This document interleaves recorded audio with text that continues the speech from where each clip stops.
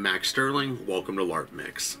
Last weekend I was hanging out with some of my friends, and one of them let me know that there's a vampire game happening this weekend.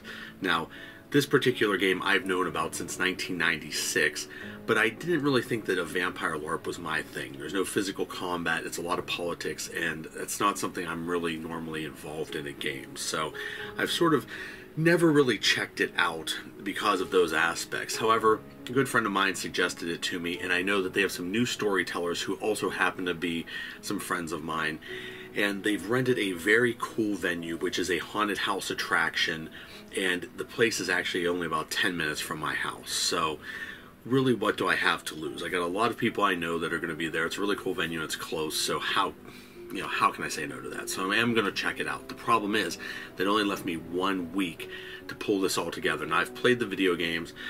I've tabletopped once or twice Vampire, and I think once Werewolf, but I know almost nothing about this. So this is how I threw together a character that I feel is going to be very immersive and memorable at this game. And what I did was I started out, what do I have stuff for? So being a 90s goth kid, I do have a lot of black. I certainly have a lot of jewelry, but how can I really sort of sell this character? And I didn't want it to be sort of like a stereotypical type vampire situation. So I had happened to watch American Psycho a few nights ago, and I thought to myself, wow, Patrick Bateman as a vampire, I think that would be a really cool concept. So Patrick Bateman is Christian Bale's character, who is basically just a complete psychopath in that movie, and I thought that that would be an interesting character to play.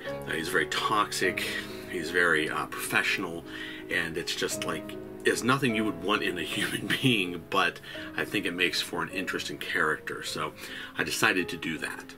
Now, playing Patrick Bateman, obviously he's going to need to be a Ventrue in the game. So Ventrue, I'm going to wear a suit. Very easy. Once upon a time I was a high-powered businessman, and I have a lot of suits. I have a ton of neckties, so pulling this costume together is a very simple task for me. So I dug up one of my old suits, and I looked at my ties, and I tried to find something that would look sort of 80s. Now, I do have some vintage ties, but the problem is with vintage ties, they all look old because, you know, they're 30-40 years old. So I found one that really sort of had like the 80s type pattern but wasn't actually old, and that's what I'm gonna go with. And then as far as the rest of the character, I wanted to do some research. Now, the backstory is most important to determining what my costume and my character is. So not only did I want to play like this Patrick Bateman type character, but I actually wanted him to be from the 80s. I wanted him to be a blast from 1987. So the backstory is he works for a consulting firm. He came from New York to Pittsburgh to help out a steel company that was failing. Unfortunately, one of that steel company's competitors wanted that company to fail. So what they did was they grabbed my character, basically beat him to death, or at least what would certainly kill a mortal, and then they encased him in concrete, and they built a shopping center over top of him. Well, last week they demoed the shopping center to build some condos, and I was able to arise. So I'm back, blast from the past, straight out of 1987, New York businessman, and I'm saying that I had basically a storage unit that was paid through a fund of mine or something, so I have access to, you know, new clothing, technology, my weekend fun car, and stuff like that. So I'm not totally just at a complete disadvantage, but everything I have is from the 80s. My Valentino suits, you know, my old brick cell phone, my Porsche 959, which was absolutely awesome in 1987, but by 2019 standards is an antique automobile. So I'm at a huge disadvantage as far as that is concerned.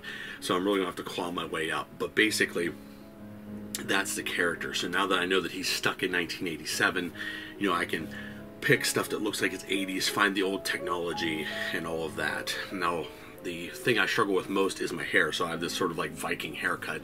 It does not read 1980s businessman at all. I did shave, I gave myself a Riker, I got rid of my long goatee, took out my earring, because I'm not playing, you know, Lost Boys, I'm playing, you know, businessmen. So I tried to look the part as much as I can. as far as developing the character, what I did was every single thing I put into this character, I researched, and it's all real. So I'm not going to mention the names on this video, but when I go into the game and I start mentioning the steel company I'm going to look into, the company that I work for, the consulting firm, it's all real. It's all period accurate and authentic. And these nuances are 100% lost on probably 99% of players. But the few people that do dig a little deeper into your character or ask or inquire about the character, they will appreciate that effort put into it. So when I say I came to Pittsburgh to help X steel company, it really was a steel company that was failing in 1987 and then actually shut its doors in 1989. When I say my consulting company is from New York, it really was a consulting company that existed in New York. And I used the real addresses, the real phone numbers, the real fax numbers, everything I could find off the internet. And that's the great thing about the internet, is a couple of hours of research and you can make your character real. If vampires were real, the character that I'm playing could have actually been a real person. And to me, that helps me to sell it. And like I said, I feel as though it makes the character really come that much more to life. Of course, you can fabricate everything, and that's fine, but I feel like using real details really adds some spice. So I mean, I'm going to have a Valentino suit. You know, my car isn't just a Porsche, it's a Porsche 959 1987. It's red. My firearms I have for my firearm skill, it's a Beretta 9mm. You know, I picked everything as 80s as I could. I have a Motorola personal communication device, and so on and so forth. I'm going to have a Rolex, Ray-Ban sunglasses, the whole works. And I think that in a crunch, pulling together these details will help you sell the character more, because the thing is, I knew in a couple of days or a couple of hours I was not going to learn the rule set for Vampire the Masquerade. Even though it's not that difficult, I know you do rock, paper, scissors or something, but really beyond that, I don't know anything about the game. I mean, I watched, you know, some Kinder the Embrace in Portuguese on YouTube, but I don't know that I got the gist of the game from that. But you know, I did basically as much research as I could in a short period of time, and I figure that because this is a 100% immersed game, having a solid character, a good costume, will basically sell this character, and I can pick up the rules along the way. You may not agree with this mindset, but I have done it in the past, and I've found that it always works. If you have a phenomenal character that is developed that you can become, the rules are secondary to you playing that character and making them a living, breathing part of the game. So if you're ever in a crunch, I consider focusing on the costume and the character development, the backstory, and learning some details and facts about the character that are going to sell it, rather than worrying about how many points of damage a magic missile does, or how you turn invisible to hide from mortals, or whatever you do. So those are my suggestions. Now, as far as this character, I've given you a little bit of backstory, told you about the guy. And, you know, I think he's going to be fun to play, but there's a lot of aspects of that character that I don't personally present and I don't really care for, but I know this game's been around a long time, so I know that whenever I am being toxic, people will understand that that is just part of the game and it's not going to be an issue. And I think it's going to be a lot of fun. This character is not really designed to last long term, but with vampire games, characters don't usually last long term anyhow, so I kind of made him to be a shooting star, you know, rather than a fixed position somewhere. So we'll see how it works out. I'm pretty excited for it. So I have the game this afternoon, and like I said, it's at a cool venue. I'm going to try to get some footage if I can, but this game is associated with a LARP that doesn't allow videotaping, so I'm not sure I'm going to be able to get any footage, but I will try to get some stills or something if I can, so that I can show them on here, and I'll certainly do a recap after the game has ended. But let me go ahead here and slip into character and show you everything I got. And of course, you know, with this American Psycho-esque character, you know, it was really important to have a good, strong business card. And, you know, even to that detail, I went ahead and I found the correct font, Cillian Rail, which is actually Garamond Classico SC. And I actually made business cards, and those little tiny things that cost pennies to produce and just, you know, maybe 20 minutes of your time to make, really just go light years beyond what other characters do.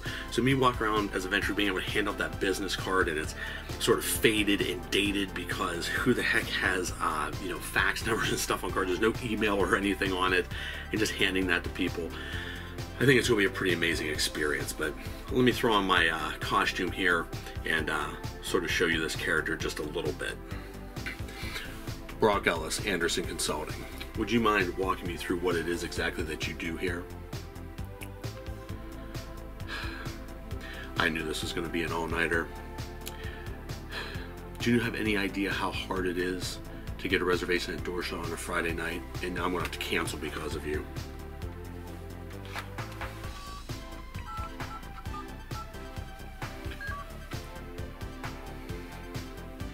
Okay, yes. Ellis reservation. Need to cancel. Yes, I'm aware. Thank you. So let me go ahead and give you my card. I'm going to walk around the plant and see what we're doing. And I'll be back to talk to you in just a minute. And that's pretty much how I envision this character being. And yes, this phone still works. I put on the charger and yeah, this is going to be great times.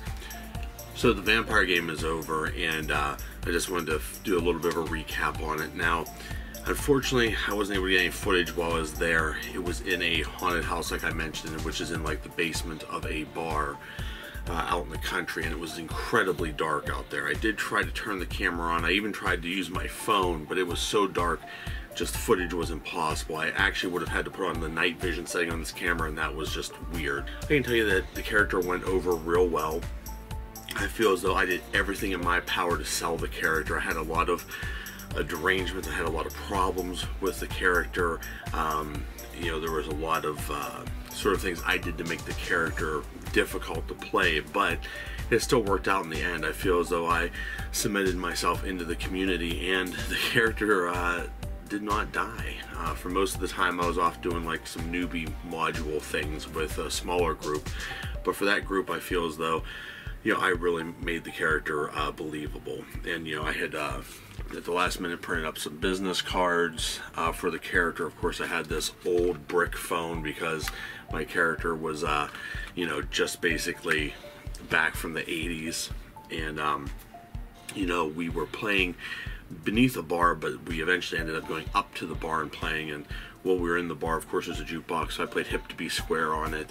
And just really, anyone that's ever seen that movie American Psycho and just saw the type of stuff I was doing and the way I was speaking and some of the things I was saying, I think they really would have sort of got what I was trying to do with it, and without it being too cheesy. But yeah, I had a really good time. I think that's a pretty cool game. I'll check it out again. It's just a lot different than normal LARPs, and I think I knew that going into it because there's not a lot of combat, there's not a lot of mods that are coming just, you know, given to you. You have to create basically everything that happens in the game. So I think that that was a struggle for a few people that were newer there, but for me, I could see myself no problem just creating all my own drama and all of my own plot, because with this character and the crazy stuff that I'm doing that isn't necessarily breaking any of the, you know, the rules of being a vampire, is certainly breaking the laws of man big time. So I feel as though I could keep myself occupied enough and get myself into enough trouble that, you know, I could keep it interesting for a while, or at least until this character you know, ends up getting killed.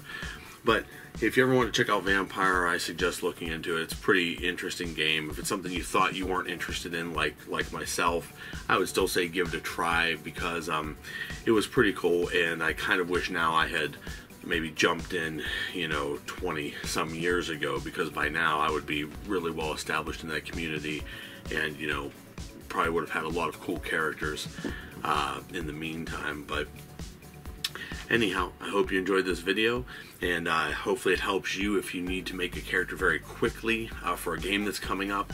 And like I said, I mean, the main things to focus on are get yourself a good costume, get yourself a good backstory and a strong character that you're going to be able to play, and then sort of worry about the rules secondary, because most times, especially if it's the first time at a game, they will have sort of like a new person module or some stuff that they'll go over with you, and you can sort of just pick up the game as you go. Because if I had focused on the rules and not really worried about the costume or the character and just played a pre-gen, I feel like I wouldn't have had that good of a time, and the rules weren't really that difficult. I only ended up really doing 5 or 6 things anyhow, which I was able to pick up very quickly just by doing them in like combat or something. So like I said, I hope it's helpful, and please, if you thought it was, like, subscribe to my channel, share these videos with all your friends, let them know that I'm here making this content, and of course, as always, adventure on.